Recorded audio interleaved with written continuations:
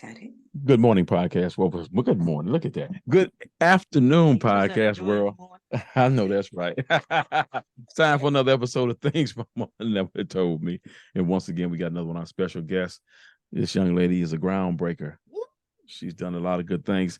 Tina's going to read your bio, and then we're going to ask you a few questions, let you tell your story. Okay, all right, everybody, hold on to your hats. I'm telling you, we're about to explode. We got Emeline King. She's a proud graduate of Cass Tech High School. Emeline King conquered it in 25 years, what it takes many a lifetime. Featured in a variety of news, radio, and television ads, including Ebony, Essence, and the Washington Post. Emeline was the poster child of Ford Motor Company, designing cars for the auto industry. This designer, motivational speaker, songstress, musician, and author is also the owner of King Enterprises LLC. Grateful for her many gifts and talents, Emeline King teaches and teaches that opportunity is here. What are you waiting for? Her book titled, What Do You Mean a Black Girl Can't Design Cars? Emeline King, she did it. I'm telling you, this is an autobiography dealing with the life. She's the first, let me repeat that, the first African American female transportation designer for Ford Motor Company. Follow Emeline King's journey throughout her 25 years in a male-dominated industry. You'll be inspired by her struggles to blast through that glass ceiling, her fight for equality, and her historic accomplishments. All right, that sounds like a good read to me. Thank you. Thank you. Right. How you doing? I'm doing great today. I can't even complain. All righty. Listen, we ain't gonna play around. We're gonna jump into this. We're gonna start like we start all of our shows. Where'd you go to school? I went to the fabulous Cass Technical High School here in Detroit, Michigan, on to Wayne State University, then to Center for Creative Studies, and then to the Phenomenal Arts Center in Pasadena, California. All right. Oh, wow. So you got into the they said they can't hear us. Hold on. Can you hear us now, Cherry? She's saying she can't hear. Wait, let's talk. Brandon, you hear that? You get that? You can get that. So you went into automotive design, and I know, back in Cass, you were an art student. Correct. At least that's what the rumor mill tells me. Yes. So what made you go into the automotive field? Okay. I'll start it out like this, and I owe all thanks to my father and my parents. But it was my father who introduced me to the wonderful world of transportation design. At the age of 5, my father used to assist Oscar Grace, who was a famous Black sculptor here in Detroit. And one of his art pieces is the Spirit of Detroit. Well, to pass time, this little 5-year-old, my father took me to Oscar Grace's studio. And Dad would give me a lump of clay while he would make molds off of some of the commission work that Mr. Grace had. So I just started playing around with clay, loving the smell of it, and how I could make all these little nice figurines like cars. So at the age of 5, my father bought me what was called a Mustang Wonder Horse. And keep that in the back of your mind. And fast forward, at the age of 11, every year, my father would take the family to Design Center. That's where he worked. And he worked as a fabrication specialist, which means he made the molds off the clay models. Okay. So I remember this one particular event. Daddy took me to a special area, and it was like the halls were all in white, really clean, looking. So as we go down to the hall, I spot this blue door. And the closer I got to the blue door, I started to smell clay. So right then I'm like, Daddy, I gotta go behind that door. I smell clay. He said, hold on. He called me Leanie Girl. Wait, you can't go behind those doors because behind those doors are men who are called transportation designers. And every vehicle that you see going up and down the road comes out the mind of a transportation designer. So they sit behind their desks and they think of these creative concepts. And then they take those two-dimensional drawings and that's transferred over onto clay. And that's what you're smelling behind those doors. So once they leave that studio, the clay studio, they go over to my father's studio where he makes the molds. Okay, after my father explained, the process of how vehicles are made, I made myself 3 promises at the age of 11. And number 1, I said, I'm going to be a transportation designer. Number 2, I was going to work there at Ford Motor Company, designing cars with my father. So I kept that, that dream in my vision. And my father was such a strong supporter. Even before I, started at Cass, my father was showing me the ropes of how to become a car designer. And he even had some of the Black car designers there at Ford mentor me. So, like I said, I attended Cass Tech, Wayne State, Center for Creative Studies, and Art Center. After I graduated from Wayne State, I left out the most important part. When I was 11, you would have show and tell. So right. it was my turn to show. I probably took my little figurines and probably had some drawings. Yeah. When I informed the male teacher my dreams, he told me, "Oh no, Emeline, girls cannot design cars. You will never be a car designer. You can concentrate on becoming a good housewife, a secretary, or a librarian, but you will never become a car designer because girls can't design cars." Wow. But little did he know, I had my father back there training me and just mentoring me on this exciting career. Right. So after I graduated from Wayne State, I was taking evening class, and I'm gonna just show you how God stepped in. My instructor for these evening classes was actual professional transportation designers from Ford. Ford had a program where they united with Wayne State to, teach their transportation design. Right.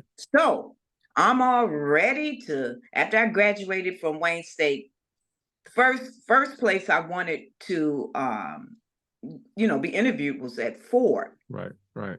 But even prior to going to Ford, I said I'm gonna do a little test drive and interview at another company. Now, for the sake of the company, I'm not going to name the company, but I will inform you that I brought my portfolio, and back then my portfolio was like a 30 by 40. Okay. That's huge. Right. Okay. Right. So I went to this particular company, and the strange thing, they interviewed my portfolio. They did not allow me to be in the interview with my portfolio. So they took a look at it, and they stayed with my portfolio for quite some while. And then they finally handed it to me and told me, well, sorry, but we're not hiring. Okay, so Wow. I said, well, I'm gonna go on over to Ford. And I should have followed my first mind and went over there. So, and I'm just gonna show you how my dad was with me all the way. In the interview, my father was there on the interview. And so HR, I showed them my drawings. Now, my portfolio, first of all, it was about 30 by 40. So it was bigger than the room that we were having an interview in. So when they saw my drawings, the first thing they asked me, did this really come out of your head? I explained to her, I said, yes, every drawing in there came out of my head. And I even kept a sketchbook of some of the cars which I predicted that Ford vehicles would look like. Unfortunately, they weren't hiring. They said the economy is so bad, we're just not hiring. Okay, thinking my dad can move and do anything, I looked at my dad. I said, Dad, can you get me an interview with the president of design at Ford? He said, I'll see what I can do. Okay. So my father was able to do that. And the president of Ford of design at that time was Mr. Jack Telnack. So we go in his office. He looks at my work. He commends on how well it, organized and talented. Right. But he said, Emily, unfortunately, we're not hiring. Well, he said, do you have any plans? I said, oh, well, I will continue going to school because I know one day the economy is going to rise up. And I know one day I will be working here at Ford. So he told me, all right, you stay on that path. So my dad took it a little bit further and he asked Mr. Jack Telnack, what school did he attend to, as far as getting training in transportation design. And so Mr. Telnack informed him about the Art Center. I had never heard of Art Center, but Art Center was like the creme of the creme. This was the prestigious class where the majority of the executives attended. Okay. So Mr. Jack Telnack recommended that I attend Art Center. Great. All right. So my dad gets on the phone, but prior to my father calling, I said, that'll be great. And he said, Mr. Jack Telnack informed me, he said, Emily, if you're able to graduate from this school, you will be like a triple threat. And he said, you'll probably be able to run Ford Motor Company. And I thanked him for his wisdom and his recommendation. But I told him, I said, on one condition, that when I get ready to graduate, I will be interviewed by you. So he promised, and I said, okay, I'm gonna hold you to that promise. Okay. So the next step was my father talking to the admission and counselor there at Art Center. So my father calls, and like I said, Art Center was in California. So my father is telling them about the recommendation from the president about Emeline getting into Art Center. Okay, so the first thing, she informed, she said, well, Emeline will have to show her portfolio, and it has to be 18 by 24. Well, my father said, well, Emeline draws, her portfolio is 30 by 40. But even before my father could finish saying what he had to say, the counselor immediately said, oh, most likely, well, she won't be able to be accepted. So my father, that really hit a button with him. He said, you know what? Make a schedule. I will fly Emeline down there and you all will see for yourself the talent that she has. So my father, we flew down there. Now take it, they had certain days for the interviews. Okay. I think it was on a Tuesday. So she said, oh, the only appointment available is Thursday. So my father said, no problem. My father got a flight. I knew those tickets had to be expensive from California, at the last minute.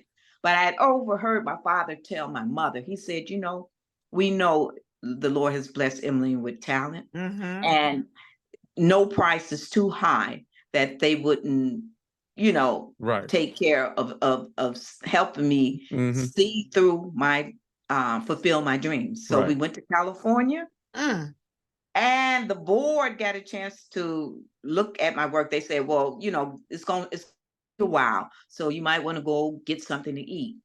Before we could finish our salad, they were calling me in there, congratulating me, and I got accepted that day. But in addition to that, my portfolio was so outstanding, and that I got advanced standing. So I finished in 18 months. So I went to the school. I graduated from the school, and I found out that, well, I was the first Black female to graduate from there in that curriculum. Wow. Now the school was expensive, really expensive. I'm sure But it was. my father did overtime, and my parents, like I said, my father was a pastor, believed in tithing. Said the Lord's gonna get his, and everything else, he'll make a way. And he did. Okay. Okay, so it was time for graduation. And I talked with the head director. He called me. He said, Emily, you've done a fantastic job here at Art Center. He said, now, a week before graduation, all the executives from the automotive companies are coming in, and they're going to interview you, for a job. Right. I thanked him for, such an honor and a privilege to have them to come in. But I said, unfortunately, I'm a person that keeps my word, and I had promised the president of Ford that I was going to go back to Detroit so he could hire me and interview. Right. Oh, he just knew. Oh, Emeline, you'll never get a job doing like that. And then my mom, she got nervous. She said, "Oh, Emily's not gonna be able to get." Daddy said, The God has given this girl too much talent, and he done saw her this far. He's gonna carry her all the way. That's right. All the way, all the way. Back, got hired in. Now I'm gonna tell you,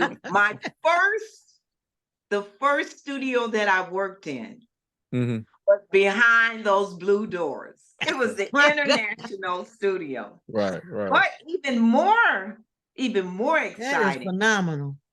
In an international studio, part of your training, you do foreign service. Okay. And my first foreign service assignment was going to Turin, Italy. Here's a little Black girl from Detroit. The first I've been was Little Rock, Arkansas for our family reunion. And I had only been there at Ford for about a year. And then, I was on my way to Italy. Wow. And I enjoyed it. It was just fabulous having the opportunity to design in Europe. Yeah. I come back. I moved to another studio, which was the Thunderbird studio. Okay. And God is just pouring out blessings. My second supervisor was the teacher who I had for my transportation design classes at Wayne State. All right. Yes. So, and when I worked in Thunderbird, I did parts on the interior and then some exterior. But the management saw my wheel, and they made that the corporate steering wheel for the whole company. All right. It was just fabulous. Oh my goodness. Fabulous. Every assignment that they gave me made production. Right. Every assignment. All right. Then I did foreign service in Cologne, Germany, and then Essence, England. Right. Now I'm gonna jump to really share with you what I call my claim to fame. Now, as I said, I was like the first Black female car designer. Right. All right. I had when I hired in at Ford, I had another aspiration to be a part of management, because I said, management was all lily white, and I'm like, I have something to offer. Right. You trying to knock down some more doors. Yes. Oh, okay. Okay. So even though I had foreign service assignment under my belt, even though just about every model car that I designed, or even parts of it, made production. Right. My background training, but still that wasn't enough to get me into management. Okay. So the next thing that happened, I was always up at HR. It was like a revolving door. I would say, okay, I'm getting good performance reviews. That still wasn't enough. I would get, and I would be featured in magazines. Still wasn't enough, So it got to the point, I said, if Muhammad's not coming down here, I'm going up to the mountain. So I met with an executive, and I was so thankful to him. And I told him how I would like to be a part of management. I think I have qualifications. And he said, well, Emeline, I'm going to tell you exactly what you need to do to get to, make management. Right. So I said, what is it? He said, management need to relate your name, your face or name with one of their hot projects. I said, fantastic. But the problem is I'm never selected for these hot projects. Uh-huh. So he said, hold on, just hold on. Something's coming down the line. Within a week, one of my supervisors, we had our staff meeting, and he made mention that Ford is going to revamp the 64 Ford Mustang. And this would be your 94 Mustang. And he said, this is going to be a hot project. Right. So when I heard that word hot project, I immediately went to my supervisor and I said, I really desire to be on this project. But the Holy Spirit said, you got to go further than that. It's something that you have that they don't. And I'm like, I'm a female designer. I'm a female designer. So I went to them and I said, on this, if you allow me to work on this project, I will be able to design it from a female point of view. Females, we buy cars all the time. I said, but a lot of times when the males design, they don't think about the knobs breaking our fingernails. They don't think about the ease of getting into a vehicle with a skirt on. Oh, I know that's right, because I've split a couple.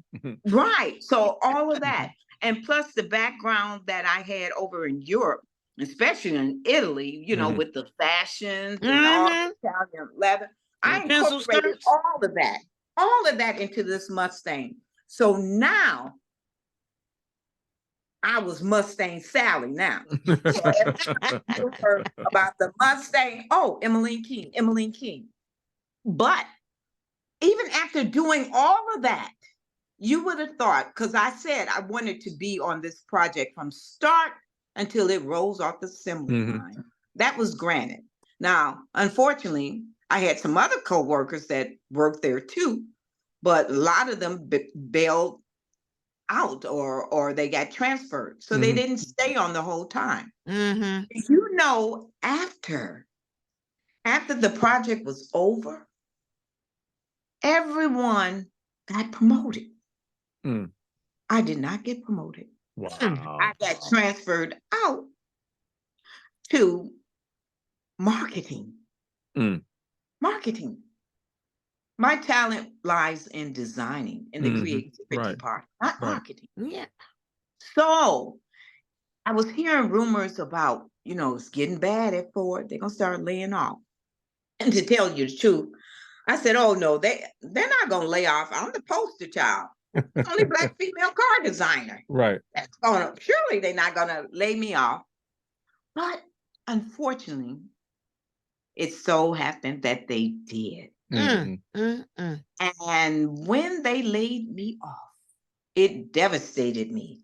It took me weeks to gather enough strength to inform my father what had happened. Wow. And so when I finally did go and tell him, when I started at Ford, my father told me on day one, Emeline, I want you to keep a record of every accomplishment, every assignment that you do at Ford. And that was the first thing he asked me. He said, did you do what I asked you to do about, keeping everything? I said, yes.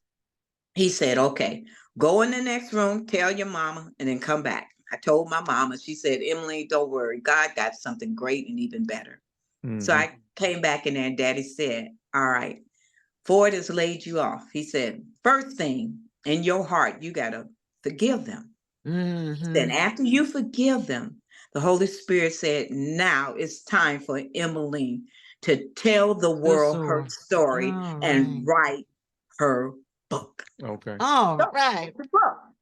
Now, because I had everything. So when I gave it to the publisher, she was like, man, you kept everything. I'm like, yeah, I kept everything. So it was really easy to write the book. So I had she said, well, Emeline, in 3 weeks, it's going to print.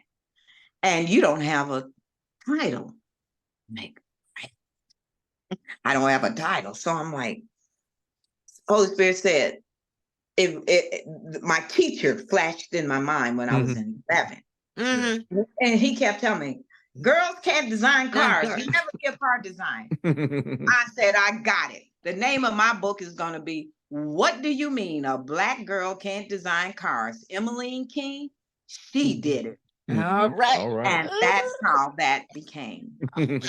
And the book, I will share this with, because it has opened so many wonderful doors for me. I was able to be on exhibit at the DIA. Oh my for, goodness. Yes, Detroit Cars and Styles. Okay. But even from there, and then they had a reception.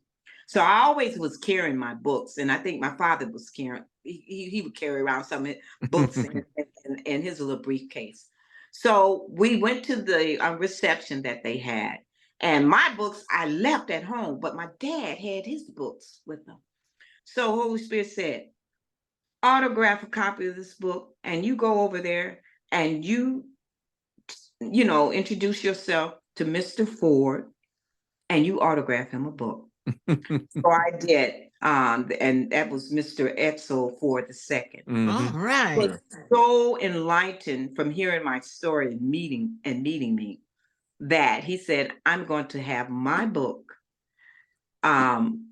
registered, or it will be over in the Henry Ford archives in Dearborn. Oh my The book is featured goodness. there. See, So all right. it's just beautiful. And I was able to, just at 11. So I tell girls and women and anybody who aspires, if you have dreams, follow those dreams, they can come true. Right. I tell them there's going to be mentors. Rely upon these mentors, whether it's your teacher, whether it's your parents, whether it's your Sunday school teacher, a relative, because they are the bridges that will nurture you to cross to get to your dreams. So and I tell them, if you believe, or just believe that you can do it, and you can. And I said, if you have to fall back on this little Black girl from Detroit, and if Emeline King did it, you can too. Right. And that is my story. All right. So let me ask you. That is awesome. So let me ask you this then. Yeah. I know you said that early on you had that desire that you wanted to go work at Ford, but when you were at Cass, was that still in your vision to go work in the automotive industry? So what class there most prepared you or helped you along that road? I'm going to give some shout outs. Mr. Bird, Ivan Bird, in his class, it was like sculpture. Right. Sculpture. But when I was little, I was like really influenced and mentored by Oscar Grave. He was a sculptor. So all those visits over there, I not only was playing with the clay, but I was observing. Okay. There was Mr. Nolan, yeah. And in his class, there was a poster contest, and I would never forget that. It was for the U.S. stock market. And my poster was one of the 3 that won, and it was titled Job Equality for Men and Women. Okay. All right. Yes. All right. See, and it's a funny story behind that, because we went to the Pontchartrain.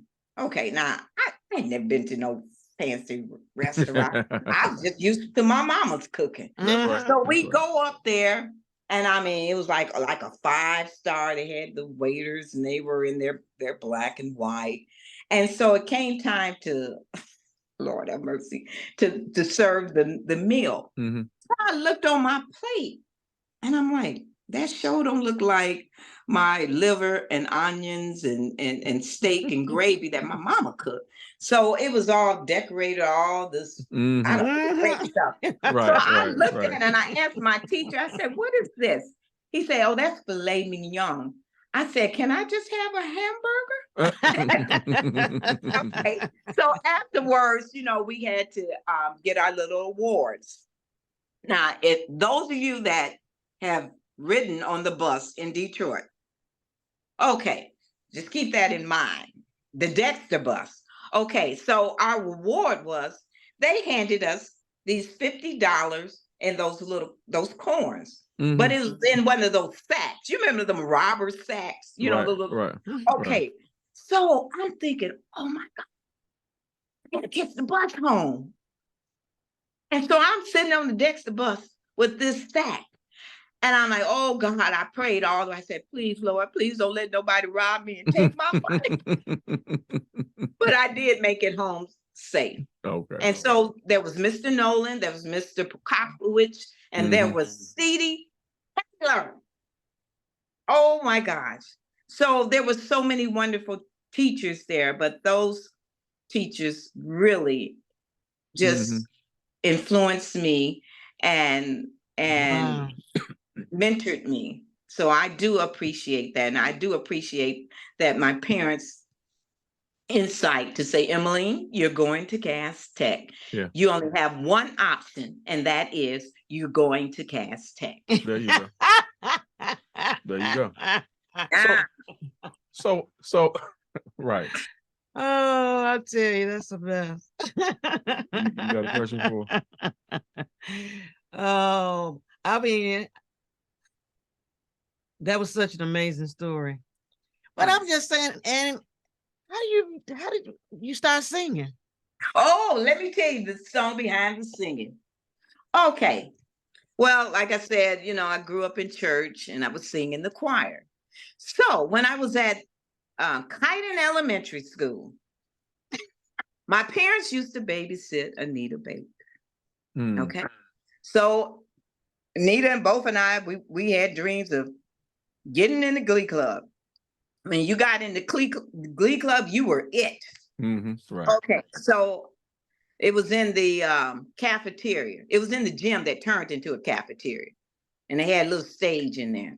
So I said, I'm standing in the wings. I'm like, Anita, you go first. You go first. I'll go second. Anita goes up in there. She opens her mouth and this voice from heaven started just filling the atmosphere. The teacher said, oh, we have our student. Nobody else, you know, that's okay. Nobody else can audition. I was crying. So there was this little Caucasian lady. She was over the music at the elementary school. Took me in her room, and she said, "Emily, I know you didn't make, you know, Glee Club." She said, "But is there any place else that you sing?" I said, "Yeah, I sing it. I sing at church." She said, "Well, you continue singing at church." And she said, "I want to teach you a song." Went up to the upright piano, you know, those upright pianos. Right. And she started playing To Be Young, Gifted, and Black. Okay. She taught me how to sing that. So she said, you continue on because you have a gift of singing. She said, but you know, if it's in singing gospel, continue. Right. So I did that, and I grew up. I blew up big, you know, singing gospel music all around, and won a couple of contests. Watch this. But I must share with you when I went to England on the weekends. You know, that was my time, so I joined up with this choir called the Angelica Voice Choir. Okay. And a couple of the choir members, we became good friends. So it was one young lady in there. Her brother was the bronze medalist winner for the Olympics. His name was Linford Christie. Okay. And I was watching on TV and I saw this guy. I'm like, God, I'd like to meet that guy. This is a true thing. So when I found out that was her brother, I said, you think I can meet your brother? She said, okay. So I found out that Anita Baker was coming to town. So I'm from Detroit. So I go and buy 2 tickets. And I tell my girlfriend, if your brother would like to go to this Anita Baker concert, he has to give me a call. So the phone rang. And the first thing, you know, way they talk, hello, love. And I just fell out like, oh my God. But anyway, I told him, I said, would you like to go to the Anita Baker concert? And you get a chance to meet her because, you know, my parents used to babysit and we were classmates.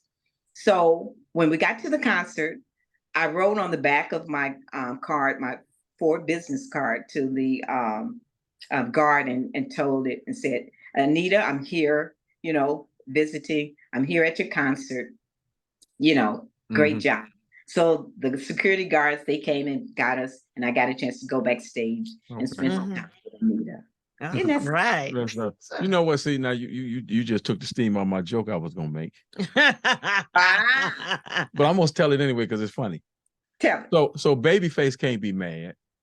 Anita been upstaging people since elementary school. It ain't her fault. It's just the way the thing plays out.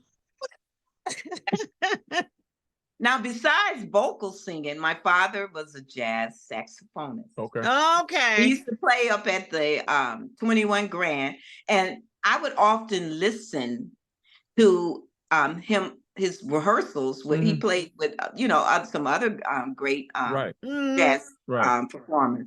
And my father played the tenor saxophone. So one day, Daddy was in the living room practicing. He saw me, and he said, "I bet you can't play this instrument." And I'm like, "I bet I can." So I must admit, when I first blew into it, I wasn't getting the same sounds I was hearing from the basement that Daddy was. But I took a couple of lessons from him, and now I'm a professional saxophonist. Okay, so really Ford was just holding you back.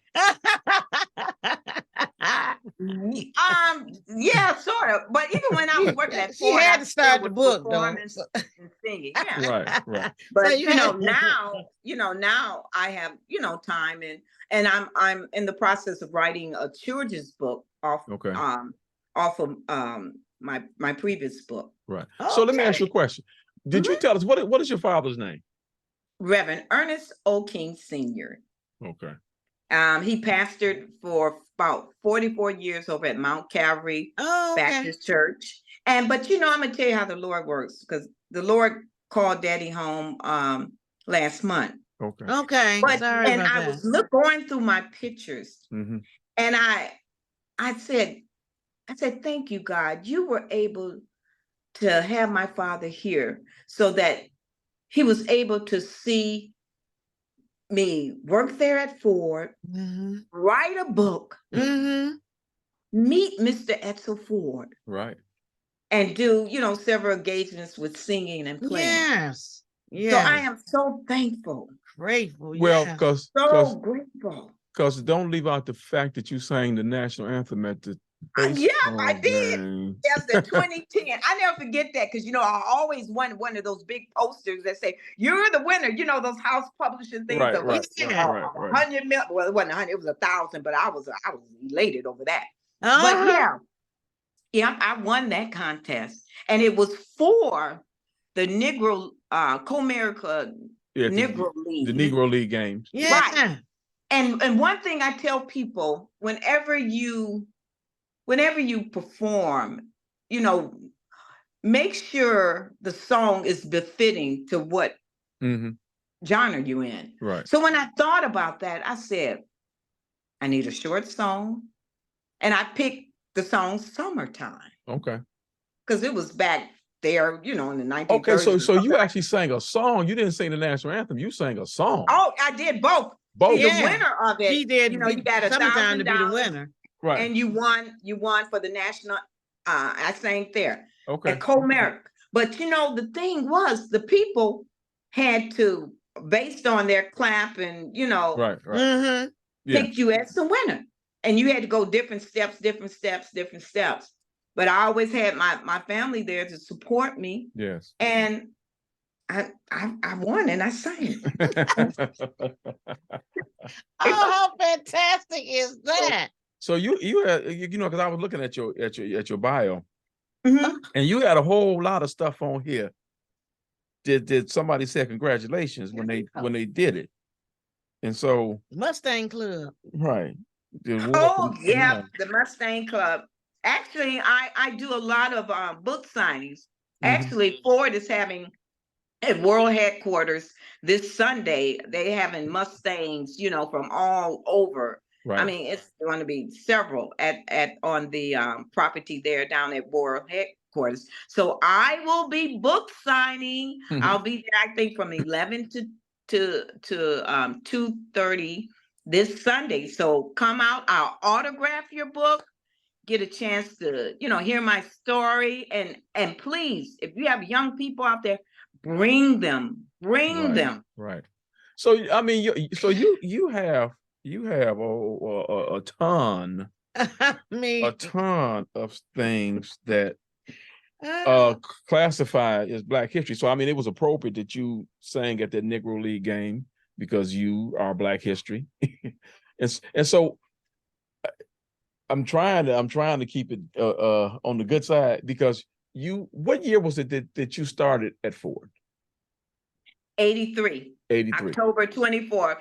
See, I had already did 4 years, no, about 5 years at Wayne State. Right. Then I was going part-time over at Center for Creative Studies. Yeah. And then I went another 18 months. So, I had a couple of years under my belt. Right. Right. The reason why I asked that question is because it's for, folks listening that the struggle wasn't that, I mean, well, when we look at the actual time, it's a long time ago, but in our minds, it's really not that long ago. For you to be the first African-American female to work, to go behind that blue door. Right. And they haven't, to this day, to this day, has not hired another one. See, no. and that's what I was trying to get at. It's more things change, or more we want them to change, the more they don't change. Because it's amazing. Because I'm sure that you weren't the last to try to get in there. Right. But I owe it, like I said, my dad. Yes. You had an inside source. My dad opened so many doors. Because there's no way after that first interview, it should have been done. Right. Done deal. Yeah. But I told my father, can you get me an interview with the president of right. design? You just bypassed protocol and went on to the top. Bypass. And my father was with me on the interview. Yeah. We interviewed on a brown leather sofa couch. Well, he made sure that they heard what you had to say. That's how that goes. So let me ask you. Go ahead. I'm sorry. You go ahead. Oh, I was going to ask you, what we talked about beforehand. So I think this is a good time to ask you, what is the one thing or something that your mother never got a chance to tell you? Oh, never got a chance to tell me? Well, the thing is, things my mother never told me. Okay, so you can do it that way. Some people have went on to say stuff that their mother did share with them. Yeah, well, I probably have to tell what she did, but I didn't know at that time. Okay, all right. As far as I know, I love cars, drawing cars, playing music. I'm not no chef. Well, maybe I can boil 2 eggs. Okay. Okay, there you go. So one day, I was going to prepare a meal. It didn't come out right. So I told my mom. She said, "Baby, if it's just you in that house, there's a Z file over there. You just throw it right on in there, and nobody will ever know. And you just keep practicing and keep practicing and keep practicing." So I was looking at, this did not turn out right. That's the end of it. But she was telling me, nobody was looking at you cook. Toss it away. Keep working at it, and you'll get better. Like you did them cars. Right. And that's a very important lesson that people need to understand, because a lot of people run around telling about the stuff that didn't go right in their life, and wondering why people think that they haven't accomplished anything, because you keep telling about the bad stuff. Tell them about the good stuff. Tell them about the good stuff, and work on the bad stuff when they're not around. Right. Get out of here with that stuff. Yeah. So that's what my mama told me. Yeah. Well, that's a good lesson for your mom to tell you. Hey, you listened to it. You kept doing it. Kept doing it. Like you said. Yeah, I can cook now. You can cook some good eggs and cook what's the name? The whole thing. Greens, cakes, pies, you name it. I can cook it. Ain't nothing you can't do, Emeline. Well, I'm trying to think what I paint. I do. I gotta get the book to you all. Yes. So I want to make sure get the book. Right. I want to get the book to you. Yeah, because and if anybody would like to purchase the book, there we go. Personally, you got the book at you? You got the book in front of you? There you go. There you go. I have a book. And also, the face of this new water car wash product. Okay. I'm a part of the Hidden Pioneers. Let me share something about the Hidden Pioneers. Okay. The guy who was over it, his name Bill Montgomery. Mm-hmm. His aunt was Kathleen. Is it Kathleen Johnson? Remember the first Black mathematician for NASA? Right, Kathleen Johnson. Okay, I'm gonna tell you how I got a chance to meet him and become one of the Hidden Pioneers. Now, it was when back when COVID-19 hit. Mm-hmm. I kept getting phone calls that said Corona. I'm like, oh my God, this is crazy. Why is I said, I'm not answering that. I'm not answering that call. Right. So one of my classmates called me and said, Emeline, Mr. Bill Montgomery is trying to contact you. He wants you to be a part of the Hidden Pioneers. I said, I haven't received no phone call. I said, where would the call be coming in from? Right. He said, Corona, California. So when I called them, they made me a member of it. And it's the type of organization where we're trying to bring lab classes or hands-on experiences for transportation design to the youth. Okay. And so we have this product where you don't have to use any water. You spray it on, it shines it up, sparkling, brand new. When I went to California and I had to do a book signing, it was some guys, they had their Lamborghinis and all of this, Right. And so I was telling them, try this product on their cars. And they enjoyed it. Okay. It's a hot out in California. I'm trying to get it over here in Metro Detroit. Right. So what's the information where they can purchase your book? Yes. Please, you can email me at Emeline King, she did it at yahoo.com. It's an EMELINEKING. She did it at yahoo.com. Or feel free to call me, and my number, area code 313-320-9095. And that way I can get you an autograph copy. The book is also available on Amazon and Barnes and Noble. Okay. But I like, to autograph, and then I throw in a couple of special items in there to give them. Okay. All right. Get some freebies too. All right. And I want to give a special thanks to Mr. and Mrs. Dixon for just allowing me an opportunity to share my story.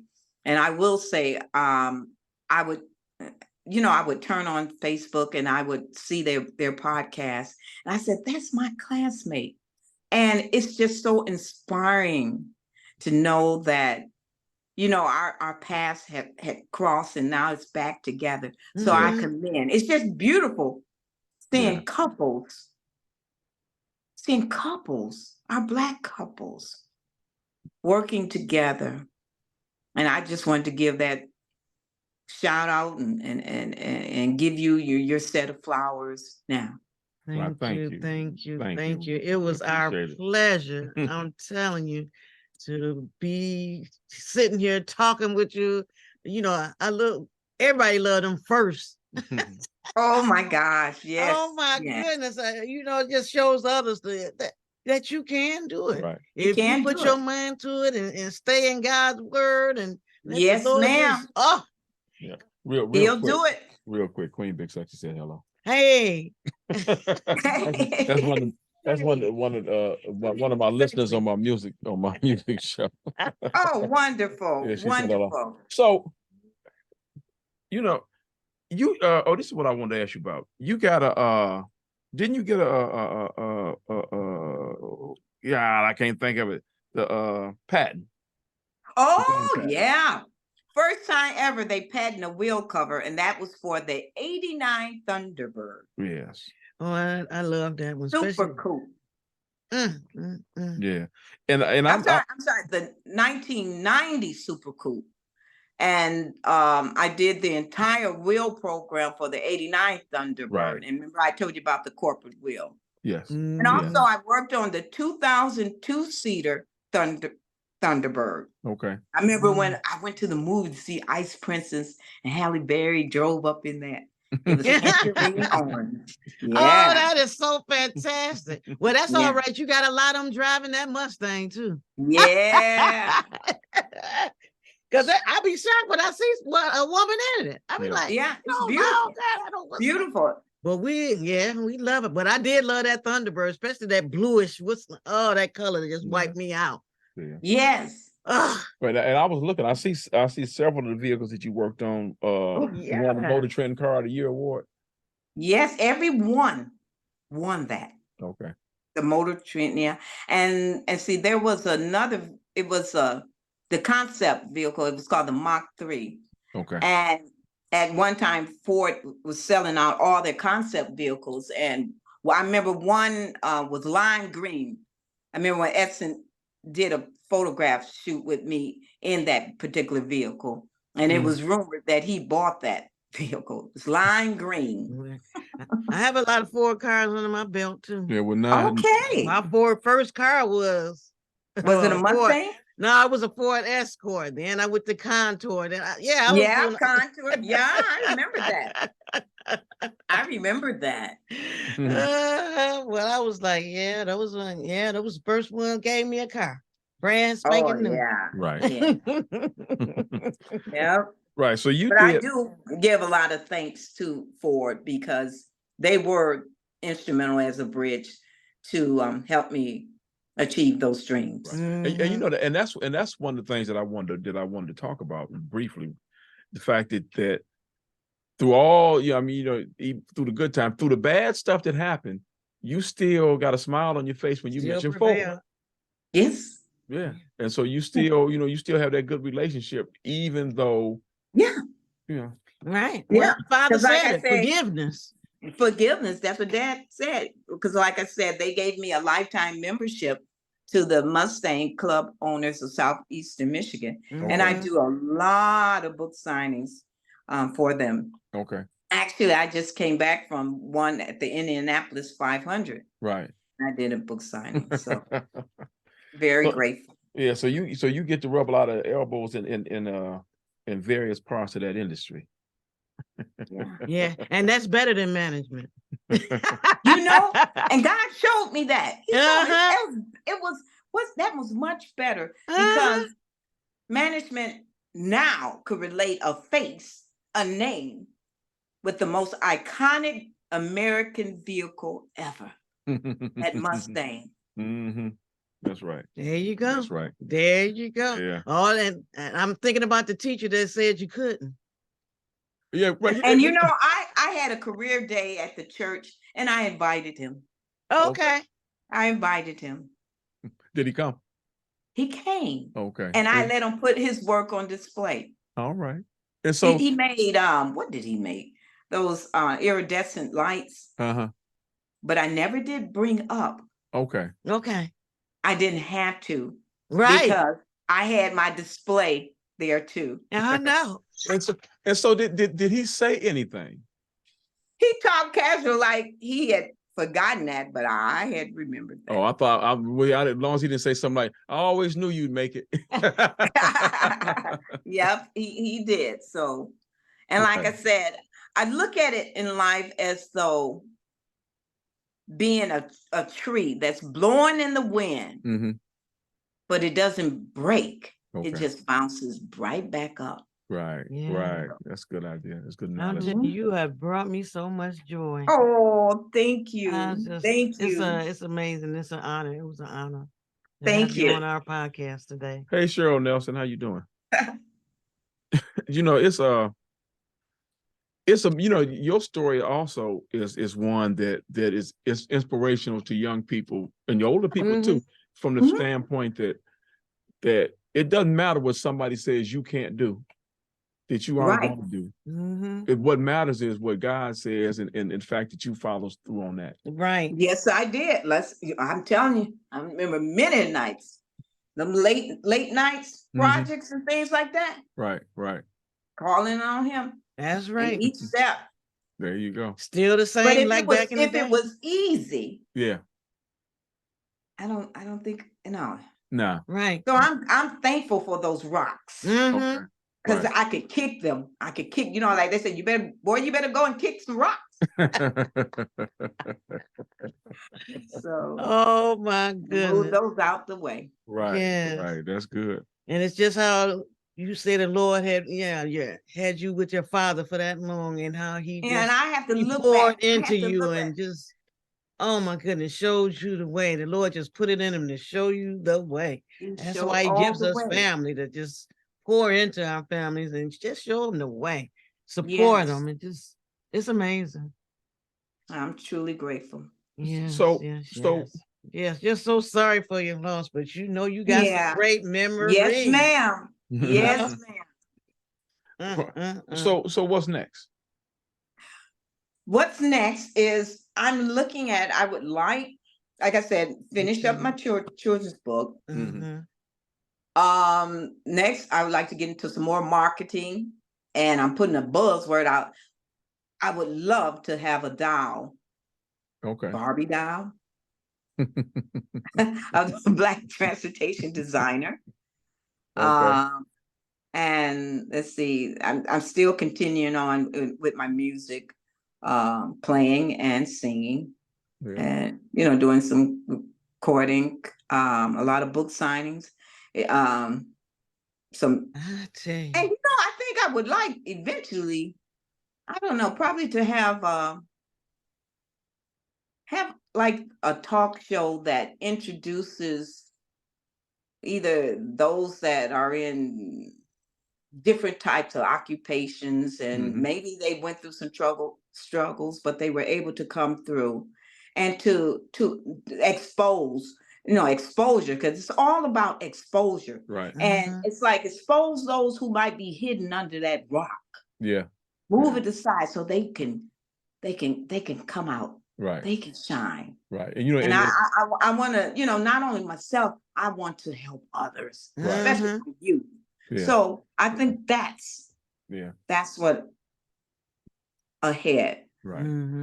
Yeah. And in our small way, that's what we're trying to do with this podcast is expose people and their careers and their dreams to other people to see that it is possible. It's possible. Yeah. And they doing great things in their community too. They paying it forward. Yeah. Yeah, that's good. And that's wonderful. I thank you. Just like you. Oh, just like you. I'm telling you. Yeah. It was something that I wanted to. Look, they probably scared to hire another one because she'll be. I can't even imagine when she got your path, and then, oh my goodness, to show all the men up again. Yep. And like I say, it's my job not to be in front of those who come, but I want, like in the marriage, I want to be side by side. Yeah. With their hand, the way. leading them. Yep. Yeah. Clearing that out. Yes. Yeah. So let me ask you a question. When you, I'm going back to something you said. When you were trying to get into management, where did they send you? Oh, when you were trying to get into management after you did the Mustang work. Lord. What did they say? They sent me to marketing. Okay. Yeah, marketing. Now, the reason why I said that, what did you just tell us that you get ready to start doing some more of? Marketing. That's because she got her own stuff now. See, the reason why I say that, because a lot of times, they didn't send you where you wanted to go, but they prepared you for what you needed to do. Yeah. I like that. Yeah. And they weren't even trying to do it. Right. They call themselves throwing the block up. Right. And the Lord showed you a different way. He showed me a different something way. else for you. Because you still accepted it, but the Lord still shows you a different way to do it. God. That's why they say we have an awesome God. Yeah. That's why they say he is awesome. He always behind the scenes doing some stuff. Remember I said, so I want to blow your mind. Okay. Okay, Yeah. blow your mind. Right. Get you some Jesus and some God in you. More look of it, at- more of it, more of it. More Yeah. Holy Spirit too. Yeah. Yes, you Yes, got that baby. Yeah. right. You got that right. Right. To So teach, rebuke, all that. Yeah. All of that. So that's you know, so that's the thing, is that a lot of times we want what we want. And we want it right We now. want it right now. Mhm. But he says No. that ain't what you Wait. need. Yeah, you don't need that. Yeah, because I guarantee you, I'm taking a wild guess. You'd have been miserable in management. You'd have been You're right. miserable in management. I was a manager for 5 years. Worst decision I ever made. Right. But I got some stuff out of it. But Right. Mhm. But Yeah. like you said, I knew it was starting to go downhill when Yeah. they took me out of design Mhm. part. right. But Right. yeah, that was just the Lord closing that door. He closed that door. Mm-hmm. Yeah. He And closed saying- that door. And showing you a better Right. way. We're gonna Right. show you this route. Right. Well, he Right. play, We'll never understand it, but right. Well, he playing for the long game. You're right. He in for the He long playing game. for the long game. We He trying to did. get that immediate thing, like you were saying a minute ago. That's what we want. We want this Yeah. thing that's in our head right We now. always want the Yeah, yeah. Yeah, but he Yeah. said, no, I want you to have We got something this. that you can use 20, 30, 40 years from now. Right. And you can still And brag look, on me. And guess what? Like I said, that book is in the archives. Yes. Yeah. And they Yeah. put in the letter, they said, we are very proud to know that years and years and years to come, that Yes. people can come and know that at one time there was a Black girl that helped design that Right. must. Yeah, maybe we can try to do a Hidden Figures movie type movie. Oh yeah, now that's on my plate too. Yeah. That's on my plate because I would call Miss Vivica Fox. I said, you know, No, Look, you already nah, Vivica. yeah, I would love Vivica it. Fox. I would love it. If you do Vivica, it'd probably be on Lifetime because she got that deal with them. Oh, yeah. Yeah, I'm ready. yeah. I'm ready. Yeah. Girl, start Yeah. writing the script. Yeah. The script written. Yeah, there Oh, you go. That's what I wanted to ask you, real, because we're gonna let you go because we had Okay. you a little while. You wrote down all your notes about everything that you did and how you went about it. How long did it take for the book to come together? In a year. Okay. In a year time. Yeah. Now see, take it when because Ford laid me off in 2016. Okay. And I went through a long period of, I was writing stuff, but I really didn't get serious, really, really serious until 2020. Okay. And then in 2021, my book was ready. Okay. Well, there you go. It's a thick book. I think I got 366 pages in it. Okay. And I have pictures. I mean, it's from my child. I have the picture of my first mode of transportation. It was a turkey. I know. I have that in there. And the first car that I drew, it was this Lincoln Continental. Okay. It's documented. I mean, my whole life journey is That there. is wonderful. So you wrote a leap year book. Leap year? Mm-hmm. You said it got 366 pages. Ooh. Yeah. Yeah. Yeah.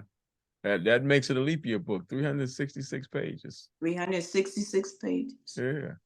Well, all righty then. Look, see how you inspire him.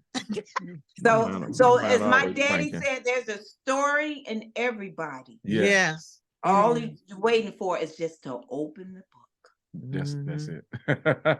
I like that. Yeah, you did a sermon on open the book. I sure did. Oh, wow. Yeah. That Bible, open it up. Yeah. Open it up and read it. Some that was my things trial in there. sermon. I mean, I'm telling you. Yeah. But that's you are so amazing right. to me. Well, I mean, right. You've done a lot and you got a lot more to do. Yes. Yes, sir. Yes, sir. Keep inspiring people and keep telling your story. Yeah, keep teaching I them certainly children. will. Yeah. And thank you for being a bridge today. Thank you. Thank you. You. Look, We thank just you honor you on today. right. Thank you for agreeing to come on here and talk with us. Yes. Thank you. And text me, your address, and I'll get that book out to you. Okay. We'll do. I like that. Anything else, Cindy? Virtual hug for you. Virtual thank hug. you. All right. It's one of my favorite bloggers. Okay, All right. wonderful. All right. Thank Take care you. now. All right, Okay, have a God good bless one. you all. Bless you too. Same to you. Bye bye. Bye-bye. Oh, that was so good. Oh.